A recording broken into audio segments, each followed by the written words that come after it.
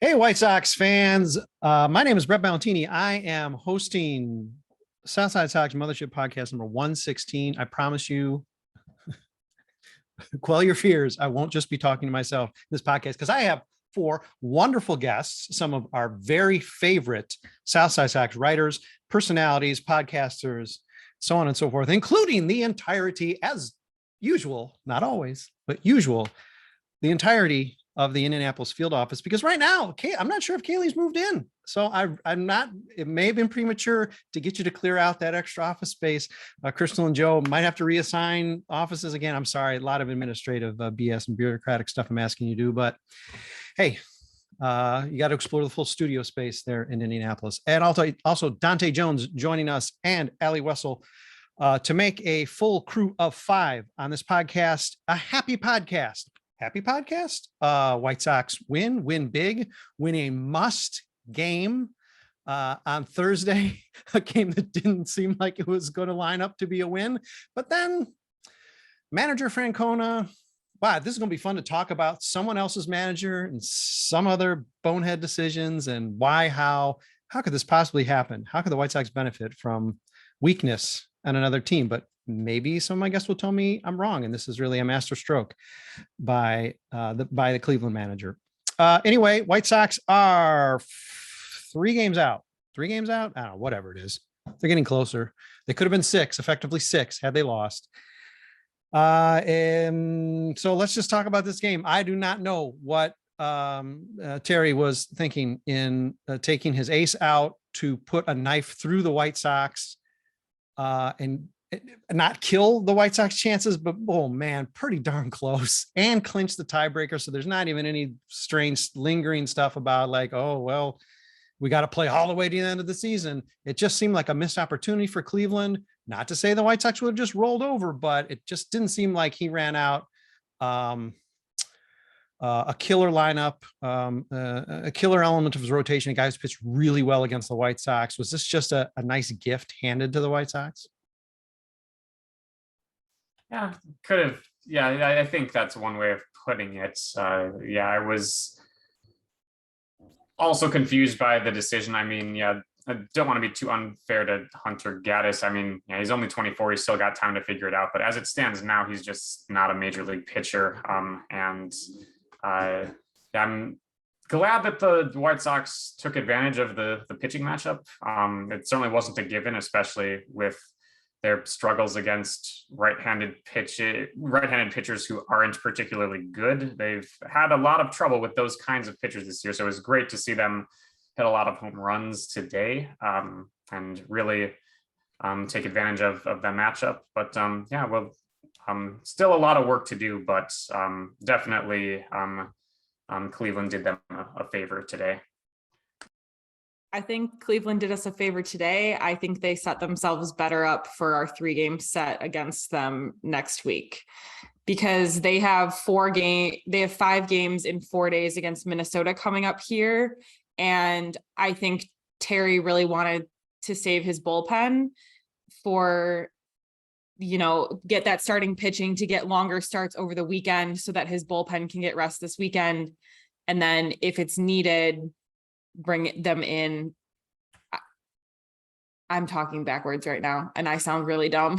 No, not at all. No, I messed up. I flip-flopped what I was trying to say. He was basically shifting things around so that, he could have a bullpen for this long, weekend as well, but then also setting himself up for having starting pitchers coming into Chicago as well, is what I was trying to get at. And I lost my train there, but and listen, personally, I appreciate his gentility. It's awfully sweet of him. He sent the White Sox a Valentine. God bless you, Terry. What a man. Okay. Other thoughts on this gift hand to the White Sox, or perhaps not a gift. I mean, Allie, it's not a wrong point. It's just, I just don't see why you don't create a corpse today versus, I don't know, next week. But again, there are maybe other thoughts and do some of you have them? Yeah, so thank you, Terry Francona, for just not doing the Triston McKenzie thing. As somebody that's watched enough Guardians and enough of him specifically pitching, that would like that's like you said, it's like a potential nail in the coffin, or like what we call in basketball, a the finishing blow or whatever. Like it's not quite over, but it's basically over. Like you have been up more, you have just done everything you needed to do. Also, thanks to the White Sox for deciding that the Frank Minichino fuck home runs strategy did not work today. Was not going to be necessary. How about that?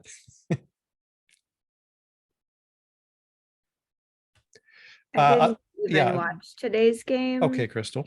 Because I'm a great White Sox writer and fan. It's called a but mental health break. It's okay. It was. I needed these. But I mean, just checking the box score, I was like, what the hell is happening today? So that was fun. It kept me entertained in like the carpool line at my children's school. But damn, like I really think that when Tony is far away from them, they actually do. Like I think that is a legitimate thing right now. They do okay when Tony is away. Yeah, and we can get to that as we continue to talk. The door was locked to the podcast. Zach Hayes flashed his Platinum Select card. He gained entry. It's delightful. We are now a 6-pack on the podcast. So Zach, the question going around is, if you couldn't tell, is was this just an enormous gift? Christmas in September from Terry. Whether this just puts off the inevitable or not, it just seems it's curious that perhaps you don't just go for the kill here and now. Yeah, I'm with everyone else. That's probably what I would have done if I were in the manager's chair over there in Cleveland. The internal workings of a pitching rotation are kind of a black box sometimes. So, just like I would have loved to have seen the Sox push back Dylan for the start, initially, so we could also get him lined up for the rest of the way. There are a million reasons that, maybe his routine just doesn't work that way. McKenzie's also got 25, 30 more innings than he's ever had before in the past. I think they could just be opting to get him a little extra rest. I don't know.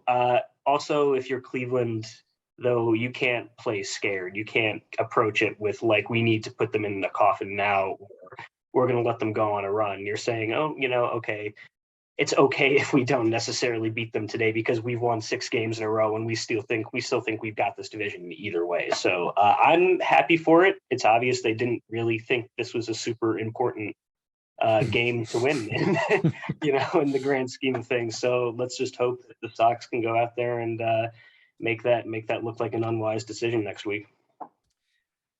The situation with the White Sox, let's pull it back and listen, credit to the White Sox. They I forget who this Gaddis, I don't know who this guy is that, they called up. I mean, they didn't play around with them, and the White Sox we've known traditionally decides to, let guys take no hitters in the 6th or flail at them or act like they've never seen, a new pitcher ever. There's no such thing as scouting. So thank goodness the White Sox didn't do that this time. It might be just that the starter was that bad. And I sense there was a little bit of that because as I think Zach said in the 6-pack, most of the home run pitches were on a tee. So, listen, but you still got to hit them. You still got to swing. You still got to take advantage. And the White Sox did not mess around. Low leverage game. We need, Lord knows, in 18 left, we need as many of those as possible. And before we get to the 18 left and et cetera, and trying to size up these two teams head to head, because it just doesn't look too great. So let's not go depressing. Let's talk about the embarrassment of riches the White Sox will have, quote unquote, when if Tim Anderson, now supposedly maybe coming right back, no rehab at this point, maybe what is the point? Coming right back. What do you do with the lineup? Elvis Andrus continues to be a spark plug and leadoff spark plug. Again, let's maybe go around and just get ideas about what you do with these guys. I'm pretty sure you're not benching Elvis, but how do you utilize both weapons? It's time to DFA Tim Anderson. Sorry, guys. No, totally kidding. Please don't actually do that. But now that's a mental health break. Can one of them play second? Tim, can you play second? Because you went exactly where I was going to go. Yeah, because I refuse to give up Elvis because he has probably the hottest bat on the team right now. And point of order, it's already been said that they are not going to ask Tim to move. It's Tim's decision to make. I don't think it's a decision for him to make. He is just playing shortstop. So it is going to be, I think it is going to be Elvis moving, but maybe there's other information out there. So again, what do you do with these two both on in the same lineup?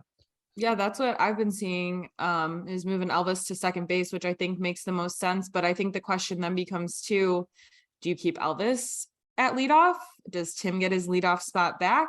That's the other thing you're faced with. And I think right now, given that Elvis has like a third of the games that Tim Anderson has played, and he has just as many home runs, I think Elvis has earned the right to keep that leadoff spot. And Tim, obviously I don't think he's going to be playing every day when he gets back right away, right? He's going to have to be kind of leaned into that. So leave Elvis for consistency's sake at leadoff and work Tim maybe, a little bit further down in that lineup, but still in an area where he can produce and get those RBIs. I want to push back on the Tim slander from you heathens a little bit. No, okay, we'll keep him. We won't DFA him.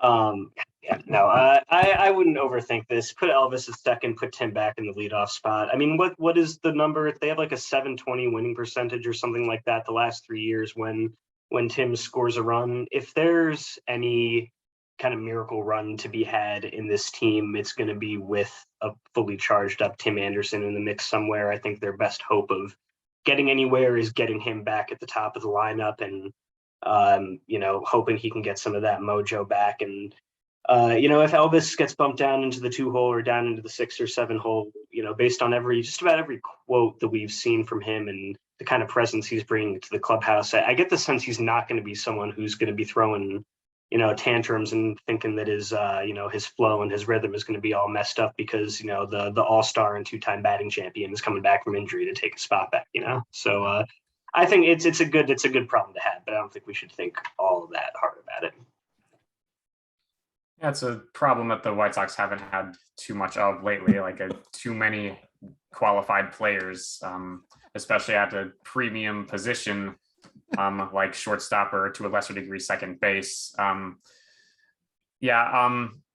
agree that Anderson, he's one of the cornerstones of the rebuild and obviously a crucial part of the team for the past several seasons. I have no issues with him going right back to shortstop when he is available to return, and would be fine with him leading off too, although the leading off would come with a little bit of a caveat. If the bat isn't coming around, I'd be okay with giving that spot back to Elvis Andrus, just because Anderson for a while was struggling. He got up to a red hot start, but since late May, it's been a struggle for him. His slugging percentage since May 25th is only 288, which is way lower than it should be. And I do think he had a lot of bad luck mixed in there, but even still, I felt like a lot of his approach during that time was just sort of, slap singles, don't really go for extra base hits. Maybe with Miguel Cairo at manager, we see him going back to the approach that made him such a great hitter previously. So I do have faith that he'll return to form. I would give Tim his spot back at shortstop and leading off, but I would very, very much like to see him get back to his old approach. Yeah. So I would say I would definitely lean towards Tim coming back playing shortstop, and because this is the heart and soul of the team. Like Tim Anderson's been that guy for the last few years, him and Jose. So it'll be best to just have him in the normal role he plays, doing normal things. And like you said, if the bat isn't as hot, then maybe you switch Elvis back. But it should be kind of like Tim's spot to have to be taken from him because he's just not playing as good. Yeah, Tim always seems to be dealing with, to some degree, some distractions, perhaps off field, sometimes of his own making. That has certainly been the case this year. Maybe just this injury can be a blessing in that there's some of that that stuff that maybe can get cleared up. And it really is just at this point, it's a sprint. It's going to end up being a 2-week sprint or so for him. Maybe that's just going to help, total focus. The stuff Joe is alluding to, I just hope isn't going to be an issue for him. I think he's going to be able to put together a really dynamic 2-3 weeks for the White Sox and give them, whatever they have. I guess when they're eliminated, they can just shut him down, let him, heal more or whatever. But, hopefully that played into some of what his subpar, his cooling off, because he was looking like, an ace before injury and before, some of the off-field distraction stuff, temper flaring, et cetera. So hopefully that just, come on, it's 2 weeks. I think we can all stay focused enough. And he's hopefully not also feeling like he has to carry the team. This offense does seem to be waking up to some degree. Let's take a quick break. Come on back. We're going to talk White Sox team, maybe now and a little bit more into the future. Because why not? We can't just enjoy the good fortune of maybe an unexpected victory and staving off losing a tiebreaker. To date, losing a tiebreaker, completely lost to Cleveland. We'll see how that ends up wrangling out next week. But stick with us. We'll be back in a minute talking more White Sox. Friends, White Sox fans, oh gosh, even if you don't like the White Sox and you're listening, hey, welcome. We're happy to have you with us. Hopefully we can convert you here in the remaining moments we have to White Sox fandom. And if so, let me apologize in advance. We have 5 wonderful guests from Side Sox. I will attempt to moderate discussion here. As per usual, let's look at the schedule. We've done this most podcasts. White Sox do have an advantage in playing 2 fewer games than Cleveland the rest of the way. White Sox are playing 12 games against teams over 500, even though some of those 500s are tenuous. Cleveland just 11. Cleveland has just 6 games left on the road. White Sox have 9. To steal from Joe Reeses, so he can't just flex all of his Sox math muscle. I think I've done the math correctly. If Cleveland goes 500 the rest of the way, White Sox will need, if they don't have the tiebreaker, and let's face it, chances are they're not going to win the season series against Cleveland. The White Sox will have to go 13-5 in the last 18 games. I could be wrong. Joe can correct me. Adrian Serrano's not here to give us the up-to-date playoff chances. Last time we spoke, it was at 27%. I don't know if that was just division or playoffs entirely, but let's face it, they're not going to make the playoffs any other way. I believe I saw it just move to, somebody out there said like up to 15%, maybe. It does seem like it's taken a hit since we even talked last, even though the White Sox aren't necessarily slumping. Again, just looking at now what is 18 games for the White Sox, 20 left for Cleveland. They got a lot of games jammed in, but they're also jammed in against teams that they've had their way with, like the Minnesota Twins coming up this weekend and ending the season with 6 games, hosting the Kansas City Royals. Thoughts on how these schedules line up? I know not much has changed since we last spoke on it, but not everyone did speak on it last time around. Any change in feeling, or does this game propel us into a position where we feel a little bit more confident? So I have to go see them on Saturday in Detroit. Okay. I now say have to. Have to. I've decided that if they lose that game that I am at, then there is no hope. Okay. And I am done with them for the rest of the season. So I'm not really feeling confident about this upcoming schedule, or even that they're playing the very depleted Tigers. So just to clarify, whether they win or lose Friday, it's really just a Saturday game. So for all purposes, your tragic number of the White Sox is like 1, and they lose that game, no chance. They lose that game, it's just going to be me like being really shitty and sarcastic in every single like 6-pack and bird app I have coming up in the next. And I'm afraid to say, Chrystal, I'm not sure I'm going to notice a big tone change. However, that said, you have gone from 99 wins to 47 wins. So, I mean, this has been a roller coaster, and I'm just trying to keep you strapped in. I don't want you falling out. So hopefully, yes, they will at least win on Saturday so we can keep you on the podcast for just a couple more weeks, please. If they don't, I'll just call in like onto the podcast crying because like the ride was so bad that like I threw up in my lap and lost my glasses or something. We could do that. All right, we could do that. Okay, other thoughts beyond do or die Saturday? Yes, it's still a pretty long climb. Again, I'm grateful for the little bit of life that they got on Thursday afternoon with Gaddis starting on the mound and almost kind of being forced to pitch through 5 innings, even when it wasn't working out well. I don't think it's the start of anything super special. Yeah, I am able to confirm the numbers that you gave about if Cleveland goes 500 the rest of the way, White Sox would have to go 13-5 to beat them without the tiebreaker. Fangraphs is giving them just under a 20% chance of making the playoffs. And 538.com gives them 17%. So roughly a 1 in 5 or 1 in 6 chance, depending on which source you like the most. I have bad feelings about that series at home against Cleveland, as well as Cleveland's run to end the season against Kansas City. I mean, obviously we saw Cleveland beating up on the Twins and the Angels recently, and I feels like this is a situation where I'd feel a lot better if they had a strong opponent to finish out the season, but they don't have that. And I would still lean heavily toward Cleveland holds on.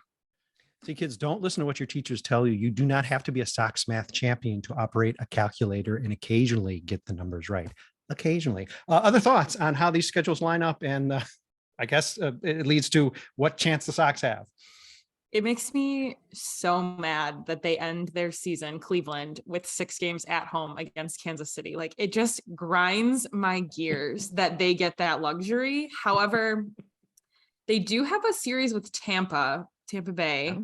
So that could bode well in gaining some ground, I guess. I would really like Minnesota to help us out just a little bit this weekend. Don't get swept. Maybe take 2 or 3 from Cleveland. That'd be great. I'd love to see a sweep this weekend. I'm feeling cautiously optimistic. I don't think we're going to get a sweep of Cleveland next week, though. Like, I also am not feeling great about that series. So in terms of like winning the season series, I don't think we come out on top in that sense. But I think there is enough ground to be gained that we could be having a completely different conversation next week. That's, extremely optimistic. So I appreciate, Allie, that everything you're saying sounds so optimistic, and yet it all just points to, we're all going to be crying at the end of the season. Well, hopefully none of us will be crying because we've seen this train coming from a distance. I just wish that I could read the future, because my anxiety and my blood pressure through the roof every time I flip the game on. The joys of being a younger White Sox fan. Allie, oh, bless you. Dante, Zach, what you feeling?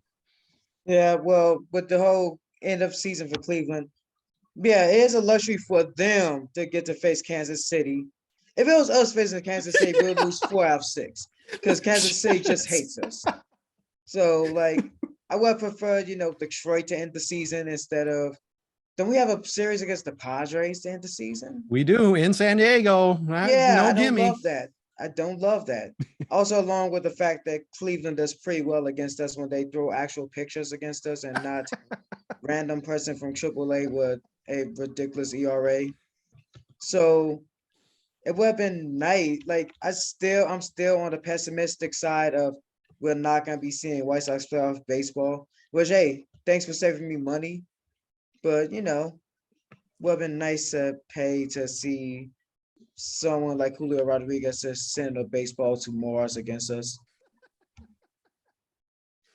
You're missing your chance to reserve your seats for 2023 now, Dante. Zach Hayes, can you give me some hope? The White Sox hit Shane Bieber and or Triston McKenzie one time in like a 3-year span.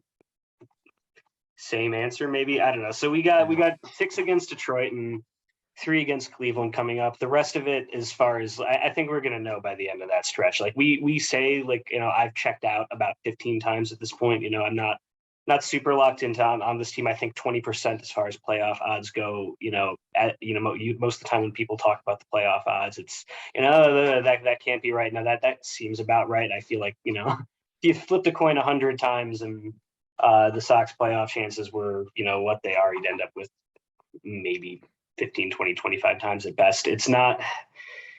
So Detroit is the one team where history says the White Sox actually do have their number in a highly irrational way, in the way that the Kansas City Royals and to some extent, Cleveland does seem to have the White Sox number sometimes. So, you get through the stretch of 9 games and it's another one of those 5-4, 4-5, 6-3, 2 steps forward, 1 step back. Then no, they're toast. You can probably get away with only taking 2 or 3 from Cleveland if you take 5 or 6 from Detroit, but if they're not getting those games against these teams in the next 9 games, they're not going to make their miracle charge against the Padres in San Diego when they actually have something to play for. So, we'll know it about the weekend. Sure. I had one additional thoughts, just random, but yeah, I think they used up all of their hits, unfortunately, against McKenzie in the Sebi Zavala game a little over a year ago now. Sebi took him deep twice in that game. Was that McKenzie picking that game? It was, yeah. And yeah, he took Brian Shaw deep later in the game for his 3rd home run. But yeah, of course, hitting McKenzie since then has been a major struggle, though, like you said. Yeah. And we had our game against Shane Bieber. We put 6 up against him earlier this season. So surely we're out of luck there too.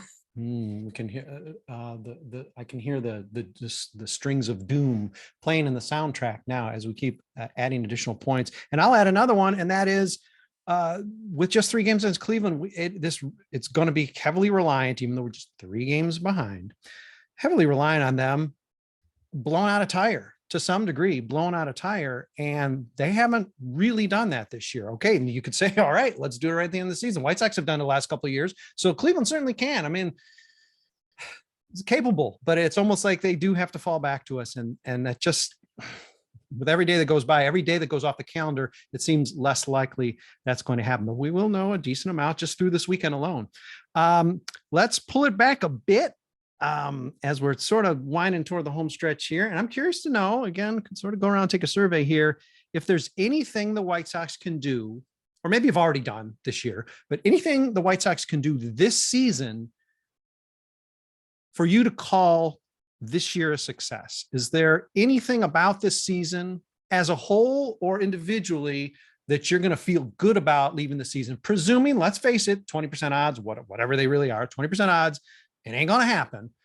But within that, or just broadly for the team, will it be a success? Burning the entire front office to the ground. That's it. That's my success. They don't have to make the playoffs. They just need to burn it all down and rebuild the front office. So this is a question I need to continue to ask you into the off season, because presumably that's not going to happen before the end of the season. So at this point, by October 5th or whatever it is, no, it is definitely a failure. And if on October 6th, pink slips start flying around 35th and Shields, you'll be cheering. Yeah, I'll be happy then. Okay. All right. Well, hey, listen, that is a bar. Okay. Who else? As much as I would like to be the, kind of glass half empty type person where I say if they're going to miss the playoffs, I hope they completely bottom out so that everybody gets fired and so on and so forth. I've spent a lot of time this year thinking that it's not going to happen. No one's losing their job except for maybe the inadvertent, medical retirement of Tony. And I think they need to finish the season with the sprint. Like, even if they make the playoff, they don't make the playoffs, the best thing they could possibly do would be to go 13-5 at the end. You know what? Maybe Cleveland finishes a game over 500 and they miss the playoffs. Okay. Terrible. They probably weren't going to do anything this year. They need to know that this is a core that's worth running back. Yeah. We need to know that, that Tony actually was a large part of the problem, and that there is not something more fundamentally broken with the core of this team. And a really strong finish, whether they make the playoffs or not, would go a long way towards saying, okay, you know what, maybe we can right the ship a little bit here. Maybe, not all is lost and we can still, maybe, I'm not holding out hope, have a decent offseason and kind of get back on track for next year. And replacing the retiring Tony with Paul Comerica, who's preparing for a major league job in his. Oh, you mean AJ Pierzynski? Well, yeah, I don't know what Gordon Beckham has for us next, but yeah, all right, yeah, we did go through that. We did go through Gordon that. Beckham all shucks in his way through the mound, on the floor. Yeah. So No, you're right. Good point. I mean, I don't know how much bigger the point size on the font needs to be. I'm sure Zach and I would agree here. It's already large enough for even Jerry to read, but, just make it bigger and bigger, and make it clear that, a lot of hope can be restored for 2023 with just really a couple tweaks. It doesn't necessarily have to be burning down the front office, although I'm not averse to Chrystal's plan. Okay. Other thoughts? Any way to make this season a success? I would love to see a DFA of Leury García when Tim Anderson returns. Romy Gonzalez and Danny Mendick before his injury have proven that they can do the job and get the job done at second base. There is absolutely no reason that Leury García should be on this 40-man roster when Tim Anderson returns. It'll be interesting to know, before we get to Dante and Joe, it'll be interesting to know what the story will be, if any of the beats or Bob Nightingale or whoever can find out if those 3 years are just because Tony said, I love this guy, got to have him. I'm sure Rick Hahn wanted him back, and Leury deserved at least a strong offer to come back. He revitalized the season, carried it to some degree into the playoffs. 3 years, $15 million bidding against yourselves, which the White Sox are really good at. I think that has a little bit to do with Tony, but it'll be interesting to find out. Or when Rick's fired, the new guy can say, yeah, I found the notes. Joe, Dante, anyway. There isn't that very much that I have to add, I think. For starters, just full confirmation. Of course, Tony La Russa not coming back for 2023 would be nice. Preferably Rick Hahn would follow, even though I really don't think that's likely. But yeah, I would agree with that point. Definitely don't have confidence in him to finish the deal, especially when he finally had an opportunity to have one of the highest payrolls in baseball this year, and still more holes on the roster than a team in the middle of its contention window should certainly have. Beyond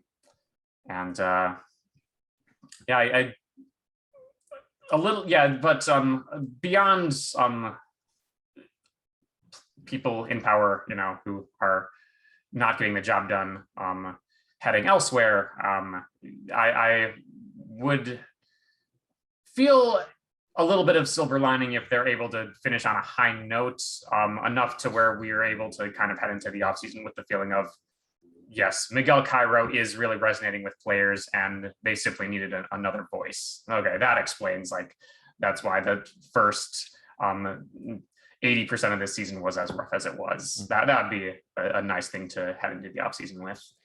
And the White Sox would still manage to sidestep an actual managerial search to keep that streak going and push toward 2 decades. Okay, Dante, it's your anchor leg. You bring it home. Now, aside from them hiring Paul Konerko for 2023, give me some things that will get you excited or make you look back on 2022 and say there were elements, or as a whole, a success. Well, I've been with the youth movement for most of the year. So seeing Romy Gonzalez be useful, seeing all these younger pictures do pretty good, all those things, those are the things that bring me hope.